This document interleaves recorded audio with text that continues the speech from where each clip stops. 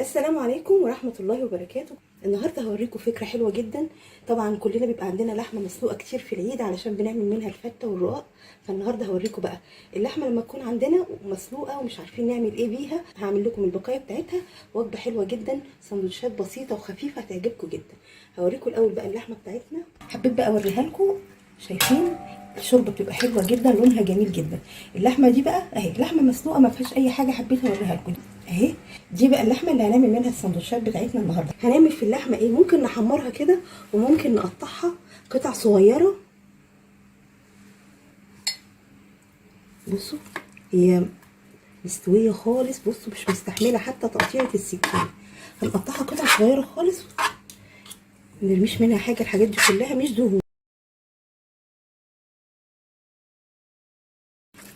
عشان اللحمه دي بتبقى لحمه موزه فما بيبقاش فيها ايه دهون زي اللحمه التانيه اهي. بصوا مش مستحمله حتى وانا بقطعها بالسكينه اهي. هنقطعها قطع صغيره زي ما انتم شايفين. خلاص هكملها وهوريكم بقى في الاخر هنعمل فيها ايه. هنحط بقى طاسه على النار، هنحط فيها رشه من الزيت وهنحط فيها معلقه من السمنه. هجيب بقى اللحمه اللي احنا قطعناها وهنبدا بقى ايه بسم الله ننزلها.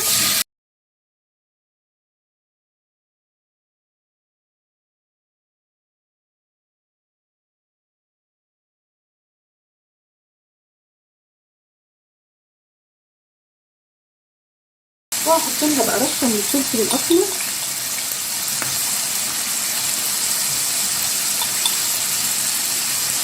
رشه من الملح،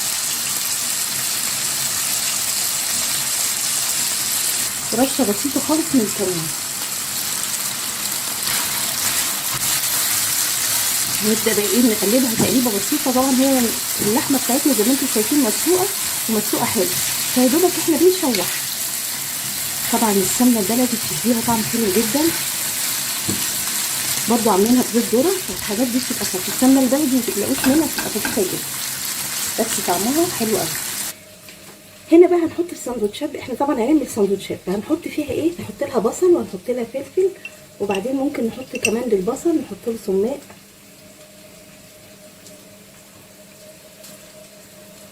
بيديله طعم حلو جدا. وممكن رشه من الزيت او هنقلبه تقليبه بسيطه مع رشه من الملح بسيطه علشان ما يبقاش فيها، لان طبعا اللحمه حاطين لها. وهقلبها بقى تقليبه حلوه مع بعضها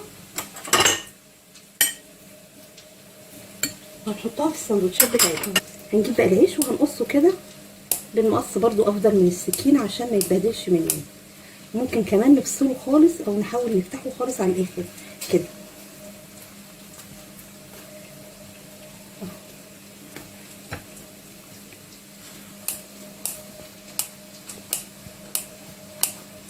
وهنفتحه برضو خالص. هنطلع بقى اللحمه بتاعتنا اللي اتشوحت، شايفين بقى التحميره بتاعتها حلوه قوي. هنطلعها كده طبق وهنخلي الطاسه برضو على النار، وهنجيب العيش بتاعنا ونطرح التحمير وهنعمله كده تشويحه بسيطه. حابين برضو تفصلوه عن بعضه عشان تعرفوا تتحكموا فيه.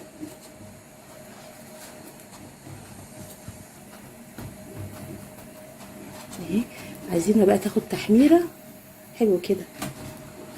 طبعا التحميره دي هتدي للعيش طعم كمان حلو جدا، بس هنسيبها برضو ايه تتشوح شويه. خلاص بقى حمرناه. هنجيب بقى البصل اللي احنا حطيناه مع الفلفل ورشه الملح. هنحط بقى البصل كده،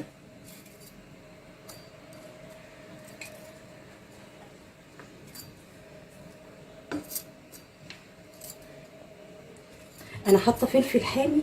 نخلي بالنا لو في اطفال هياكلوا معانا هنحط لهم بدل الفلفل الحامي فلفل الوان، فلفل رومي، علشان ياكلوا زينا وفي نفس الوقت برضو ما ياخدوش حاجه تضايقهم من الاكل.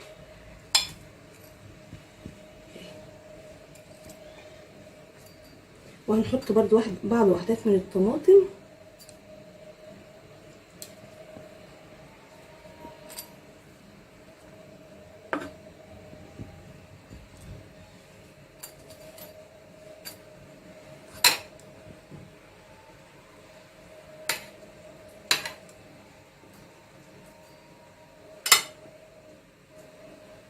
وهنرجع بقى ايه نحط اللحمه بتاعتنا كده بس خلاص. وهنوزع بقى اللحمه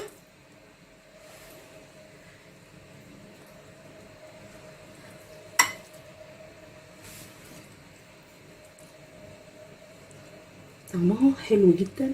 رش لها رشه فلفل، حط لها ملح، كمون، ممكن نحط لها كمان رشه من الخل عشان تدي طعم زي الشاورما بالظبط.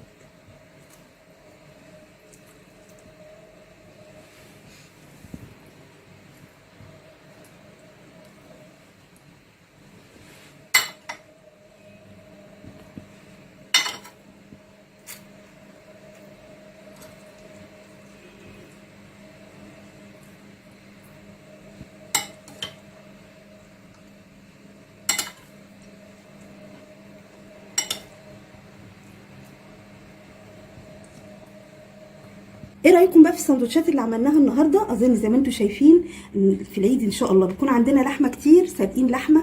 في العشاء هنعمل الوجبات البسيطه الجميله دي. طبعا دي بتبقى اعاده تدوير للحمه، ممكن في العشاء وممكن في الغدا كمان، هتبقى حلوه جدا كاننا بالظبط جايبين شاورما. ممكن نحط لها رشه من الخل، خل التفاح، هتبقى حلوه جدا، بسيطه وسهله، طعمها حلو جدا. ان شاء الله هتعجبكم جدا، جربوها بالطريقه دي. وكل سنه وانتم طيبين، واشوفكم على خير. السلام عليكم ورحمه الله وبركاته.